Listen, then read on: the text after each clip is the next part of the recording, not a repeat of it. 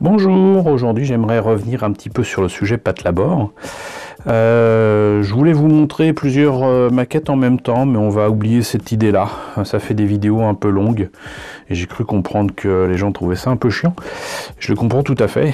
Je voudrais revenir sur Patlabor en vous parlant, une fois de plus, vu que je l'ai déjà fait avec les bouquins, du Griffon. Alors pour ceux qui ne le sauraient pas, Patlabor est une licence qui est née à la fin des années 80 et qui, en 88 exactement, et qui a commencé avec une série d'OEV avant de conclure avec un film, un long métrage de Mamoru Oshii.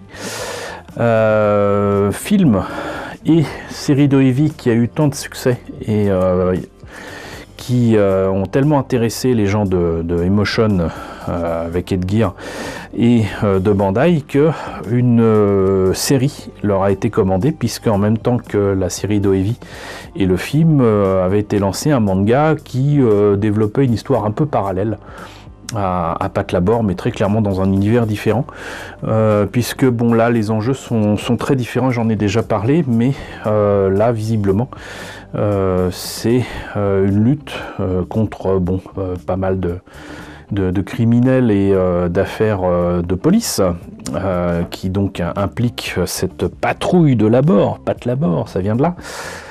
Mais aussi donc une société concurrente de Shinohara qui développe les Ingram, qui sont donc les noms des labors de la patrouille des labors, mais donc des concurrents de Shinohara qui sont donc non pas des Japonais, mais je crois bien des Européens. Donc c'est l'entreprise Shaft. Et Shaft qui fait notamment des labors comme par exemple le Broken Labor, qu'on verra dans les différents univers et les différentes versions de Patlabor. Mais Shaft Enterprise a développé aussi un labor capable très certainement de lutter et d'être forcément le modèle concurrent de l'Ingram de Shinohara, avec le Griffon. Et comme je l'ai déjà indiqué dans ma chronique des deux bouquins que je vous ai présentés de Patlabor autour des dioramas et des maquettes de Patlabor, le Griffon a cette particularité d'être non seulement piloté par un jeune personnage qui a les mêmes capacités, ou peu ou prou, que Noa Izumi qui pilote l'Ingram numéro 2 qu'elle a appelé Alphonse, mais en plus de ça, ce Griffon est doté d'ailes qui lui permettent logiquement de voler. Voilà. Donc le Griffon est assez représentatif de la série animée, série télévisée animée de Patlabor. On le voit aussi dans différentes OEV qui ont suivi cette série animée, et il est aussi représentatif du manga, puisque donc le manga a été adapté en série télé. Et c'est ce Griffon que je vais vous présenter ici, et à une échelle qui est une des nombreuses échelles utilisées par les maquettes de Patlabor, puisqu'on a eu du 1,72, du 1,48, du 1,20, et on a surtout eu du 1,35. Et donc les maquettes 1,35, c'était aussi les maquettes en soft vinyle qu'on trouvait assez facilement à la fin des années 80, début des années 90 au Japon. Donc des maquettes en soft vinyle au 1,35 ici de Kyodo. Je vous en ai déjà présenté plusieurs à cette échelle, et là donc il s'agit du Griffon. Alors vous voyez que la boîte présente une illustration du dessinateur du manga. Bon, d'ailleurs je dis n'importe quoi, c'est pas le dessinateur du manga qui a fait cette illustration, c'est Izubuchi. Donc en tout cas on voit l'Ingram, on voit Noa Izumi, et très clairement c'est une boîte générique qui ne se différenciera des autres boîtes que par ce petit autocollant qui indique ce qu'il y a dans la boîte. Et là il y a écrit Griffin, voilà. Donc series numéro 3, type G9, Griffin. Donc pas grand chose à vous présenter de cette boîte, et tant mieux, parce que depuis des années je l'ai utilisé comme boîte à radio. Je vais donc du coup pouvoir vous présenter la maquette que j'ai réalisée il y a des années et que je pense ne pas avoir réalisé correctement. Alors voilà, j'ai eu un mal fou à le faire tenir debout, puisque vous le savez maintenant, les modèles en vinyle c'est bien sympathique, c'était pas cher pour l'époque, mais ça a un défaut majeur, c'est que ça vieillit très très mal. Les pièces bougent, se déforment et le griffon ne fait pas, comment dirais-je, correspond donc à ces critères-là. En plus de ça, c'est un des premiers kits en vinyle que je me suis décidé enfin à monter il y a quelques années de cela.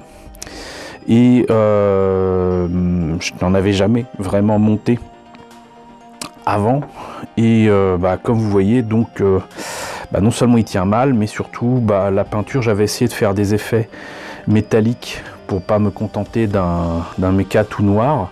Mais j'ai complètement raté mon truc. Voilà, j'ai essayé de me rattraper ensuite avec du Tamiya Smokescreen sur notamment ici un avant-bras, mais j'aurais dû continuer mon expérience. Elle n'était pas totalement ratée, mais j'ai arrêté là et du coup c'est pas fini. Voilà.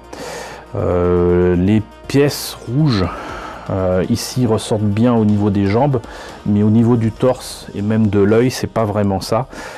C'est là que j'ai clairement compris que c'est pas le tout de mettre du rouge dans quelque chose qui a déjà été peint en noir. Il faut commencer par peindre l'intérieur des détails qu'on veut mettre en rouge, en blanc ou en jaune. Ça dépend de ce que vous voulez faire comme rouge. En blanc, ça vous donnera un rouge carmin, un rouge sanguin. Avec du jaune, le rouge paraîtra un petit peu plus orange, un petit peu plus vibrant. Une couleur donc chaude quelque part, hein. Mais là donc il y a de nombreux points qui sont avec du rouge et ça ne se voit pas, et pendant que je vous parle, vous voyez, j'ai clairement l'impression que le griffon est en train de se casser la figure. En plus de ça, les ailes se déforment, ne tiennent pas. Et c'est bien dommage parce que c'est un kit que je trouve absolument magnifique et j'adore la pose qu'il a. Il a peut-être qu'un gros défaut, c'est que ses pieds sont pas assez pointus. Mais bon, ça c'est quelque chose qui est assez difficile à modifier avec un kit en vinyle. Et sinon, si j'ose vous montrer ça de plus près, j'avais pas tant raté que ça. L'œil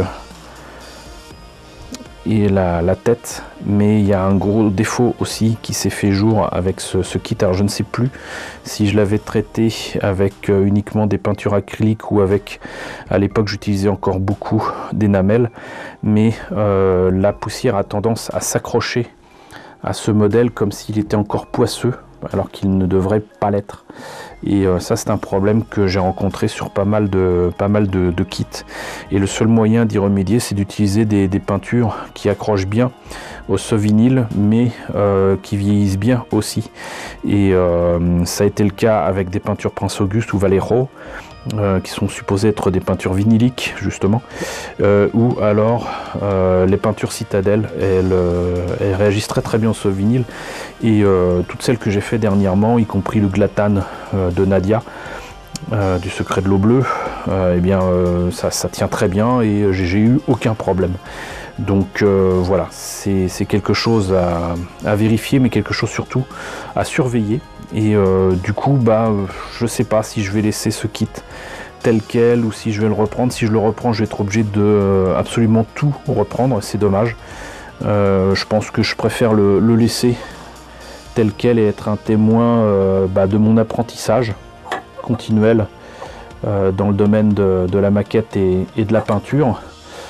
C'est quand même mieux comme ça. De toute façon, j'ai pas fini de vous montrer ce que ça donne, puisque j'ai également remis la main sur un modèle que j'avais pris exactement à la même échelle. Je pense que j'avais eu un bon prix. C'était par celui qui fournissait les modèles avec la société Sanrio. Et donc, ouais, il y a une belle illustration en plus. Griffon Labor. Et c'était le modèle non pas de Kyodo, mais de B-Club, je crois. Pourquoi c'est pas écrit, je ne sais pas, mais bon, ça sera le prochain à vous montrer. Vous voyez, pendant que je discute, le griffon s'est cassé la figure, la margoulette, mais voilà, donc le prochain que je vous présenterai, oui c'est ça, B-Club, c'est écrit ici. Montrer un Kyodo qui n'est pas articulé, ou si peu.